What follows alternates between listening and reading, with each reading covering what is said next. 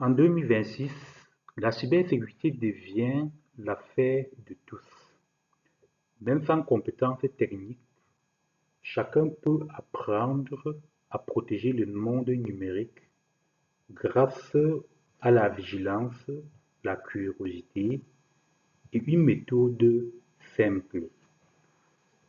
Aujourd'hui, nous allons voir comment se lancer dans la cybersécurité, même sans compétences techniques, puisque c'est possible. Je suis Mathias Aya de la chaîne CyberWatch GRC. Avant de commencer, définissons d'abord ce que c'est la cybersécurité. La cybersécurité consiste simplement à protéger les systèmes informatiques, les données, les réseaux contre les attaques, les fuites et des pannes. Ceci dit, il est important de savoir que on peut parler de la cybersécurité sans toutefois faire allusion aux principes fondamentaux de la sécurité en question. Ces principes-là, il y en a trois.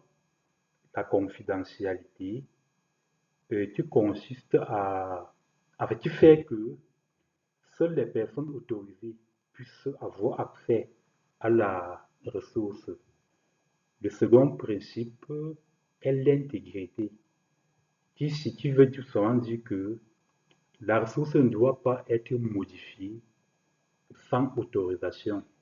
Ensuite, on a le troisième principe qui est la disponibilité. Ceci dit, on doit avoir accès à la ressource à chaque fois qu'on en a besoin.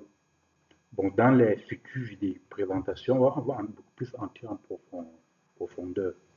Et lorsqu'on va se lancer en cybersécurité, bon, on se suppose alors qu'on a un projet, qu'on a un projet professionnel. Ça veut dire quoi? Ce qu'on fera à l'issue de notre formation, les débouchés qu'on aura à l'issue de notre formation. Bon, ici, on peut citer quelques débouchés. Nous avons par exemple la GRC IT. Ici va consister, en fait, tout ce qui est la gouvernance, gestion des risques et la conformité. Tout ce qui est et aussi l'audit de sécurité, qui est un métier dans la cybersécurité. Nous aurons également la sécurité des réseaux. Il consiste tout simplement à la protection des connexions, du trafic informatique. Nous aurons encore ce qu'on appelle le SOC. Et le SOC va tout simplement consister à faire quoi? À surveiller et répondre aux incidents. On a également le métier pen testing. Lui, qu'est-ce qu'il va faire? Ici, ils auront le rôle de tester les intrusions et d'identifier les failles de sécurité. Ceci dit, pour pouvoir accéder à ces métiers, il y a un certain nombre de compétences qu'il faut en avoir. Oui, nous aurons les compétences d'abord techniques et ensuite les compétences non techniques. Comme compétences techniques, il est important de connaître l'ordinateur en question. Il est comment d'avoir des compétences en ce qu'on appelle la maintenance informatique. Vous devez maîtriser en quelque sorte la partie matérielle et la partie logicielle de l'ordinateur. Vous devez savoir comment fonctionne l'ordinateur en quelque sorte. Quels sont les différents matériels de l'ordinateur?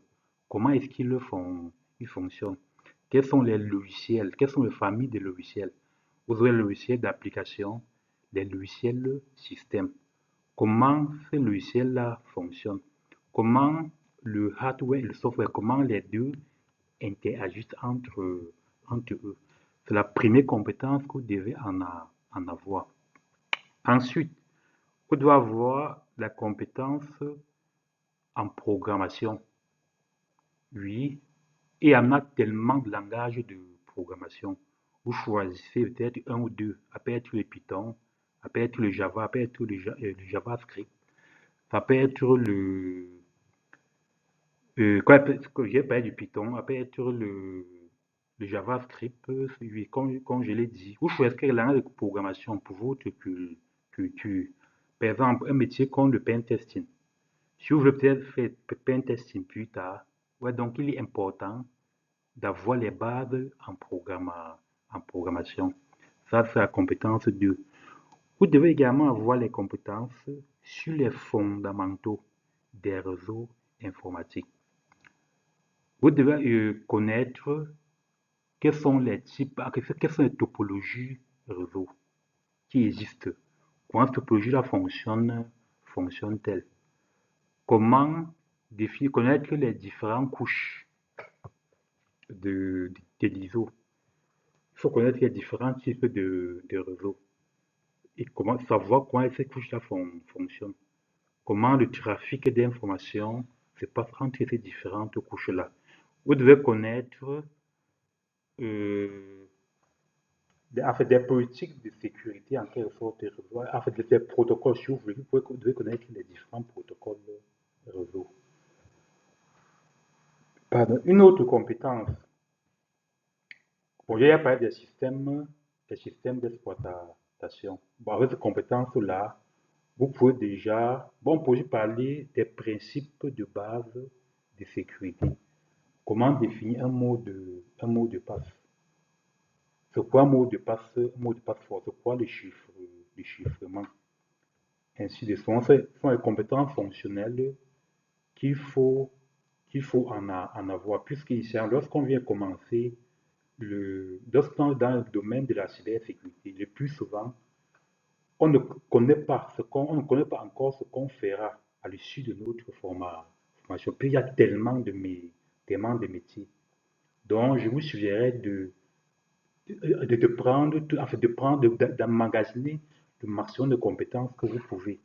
Comme ça, lorsqu'il arrive au moment que vous allez faire le choix sera un peu plus facile pour vous. On passe maintenant aux compétences non techniques. Les compétences non techniques, nous avons par exemple la curiosité. Puis c'est votre curiosité qui vous pousse à développer les nouvelles compétences au quotidien. Tous les jours en informatique, il y a de nouvelles applications qui sortent, des nouvelles technologies qui sortent. Mais il faut être curieux pour pouvoir comprendre ces technologies-là. Vous devez avoir également aussi avoir la rigueur. Cette rigueur en continu qui vous permettra d'atteindre vos objectifs à court, à moyen et à long terme. Une autre compétence qui est très importante, c'est la compétence en communication. Vous devez être en mesure d'expliquer les thèmes parfois trop techniques en des langages tellement simples que n'importe qui puisse comprendre. Et une compétence non technique qui est la documentation. Vous devez être en mesure de décrire un événement de telle sorte que n'importe qui puisse comprendre. Surtout ici maintenant en utilisant les langages techniques. Il y a également une compétence qui est même essentielle. Aujourd'hui, en fait, ça c'est l'expérience personnelle. Je me rends compte que la plupart, les meilleurs ouvrages de l'informatique sont faits en anglais. Sont faits en anglais. Et lorsqu'il y a des offres aujourd'hui, et les offres qu'on vous exige la langue anglaise, du moins l'anglais professionnel, vous devez pouvoir cette compétence-là. Ensuite, bon, pour avoir cette compétence-là, il y a un certain nombre de ressources. Les unes sont payantes, il y a également les autres qui ne sont pas, qui sont gratuites en quelque sorte. Ici, il faut juste créer votre compte et aller, et à chaque fois, aller vous connecter et apprendre. On peut avoir la plateforme tryadmi.com. Ici permet, en fait, c'est une plateforme où vous avez des labs interactifs qui vous permettent de vous perfectionner en continu. Et comme je l'ai dit un peu plus tôt, vous ne pouvez pas faire, vous inquiéter cette plateforme et avancer si vous n'avez pas les bases en programmation et en réseau même. Et il y a une plateforme comme openclassroom.com qui vous permet également, les cours sont gratuits. Cette plateforme vous permet de vous cultiver, en fait, d'avoir les bases dans le domaine de l'informatique et de l'IT et de la cybersécurité. Vous avez également la plateforme cybermalveillance.gov.fr. Cette plateforme vous permet de comprendre les menaces actuelles en France. Vous avez également le MOOC en Angie qui vous permet également de vous former. En fait, c'est un site officiel en France sur la sécurité des systèmes d'information. Et cette plateforme est vraiment enrichante. Moi-même, j'en ai utilisé. Je m'en sers même toujours. Donc, c'est une plateforme c'est une plateforme qu'il faut vous inscrire si vous voulez vraiment apprendre. Et ici, il y a aussi la plateforme Cisco. C'est Cisco Working. Vous vous connectez, networking, oui, vous vous connectez, oui, la plateforme Cisco Networking. Elle vous permet également d'acquérir des bases en sécurité, en cyber, en informatique, en sécurité informatique. Quel parcours de formation? Vous pouvez être en parcours en formation initiale, c'est-à-dire quoi? Vous partez à partir de votre bachelor 1, vous avancez jusqu'à vous spécialiser. Il y a des formations à courte durée. Bon, ce profil, c'est plus souvent les profils des personnes qui sont en conversion professionnelle. Donc la durée de la formation est un peu plus courte par rapport à ceux qui sont en formation initiale. Vous avez également les certifications, même quand vous avez les diplômes. Il est important d'avoir vos certifications. Les certifications attestent que, ok, vous avez acquis une certaine compétence. Donc, il est important de vous faire certifier. Bon, avec le temps, on verra la certification qu'on demande le plus ici. Bon, il y a quand même quelques exemples de certifications reconnues, surtout dans le domaine de la cybersécurité. Après certification, on peut avoir dans le domaine de la cybersécurité, c'est la certification comme CA Security Plus.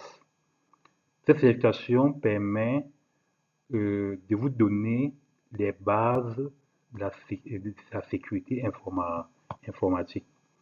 Il y a également une autre certification, ISO 27001 Foundation. Ceci, c'est pour ceux qui sont d'un côté gouvernance. Bref, vous ne pouvez pas faire la cybersécurité sans connaître les normes, les standards. C'est pas possible. En fait, si vous voulez être au top, vous devez connaître toutes ces compétences-là. En fait, cette certification, en gros, montre votre sérieux, votre engagement, et même sans expérience professionnelle. On peut avoir cette certification-là. Alors, comment construire sa visibilité? Lorsque vous apprenez une compétence, dès lors que celle-ci est déjà maîtrisée, il faut l'ajouter sur votre CV. Il faut ajouter cette compétence sur votre CV parce qu'il y a un plus. Ajouter sur votre CV. Puisqu'il y a les offres spontanées. Quelqu'un peut vous appeler comme ça, envoyez-moi votre CV. Alors, dès que vous avez une nouvelle compétence, que vous maîtrisez déjà, il faut l'ajouter sur votre CV.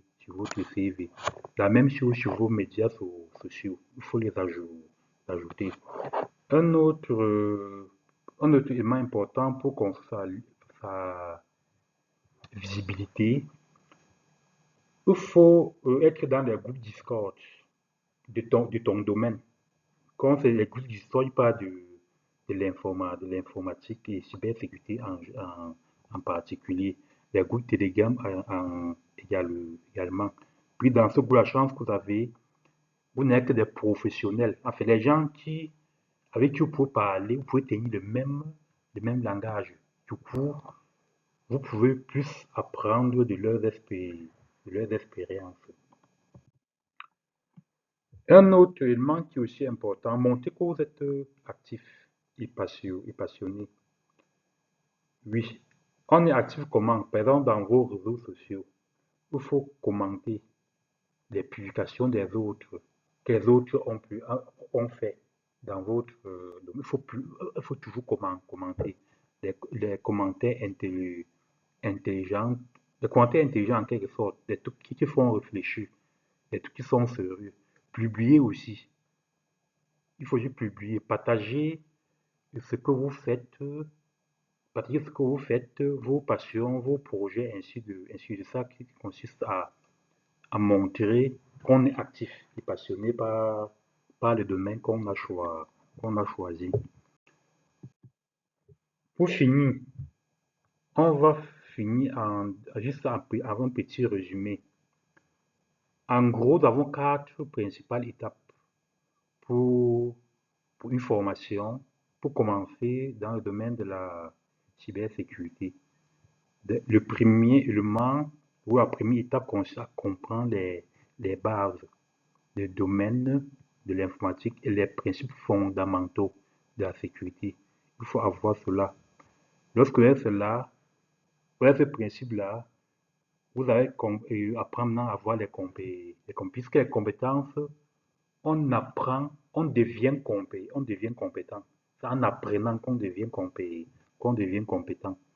Il faut vous faire former et obtenir les certifications par là, et enfin se rendre visible sur les médias sociaux. Et merci pour votre aimable attention.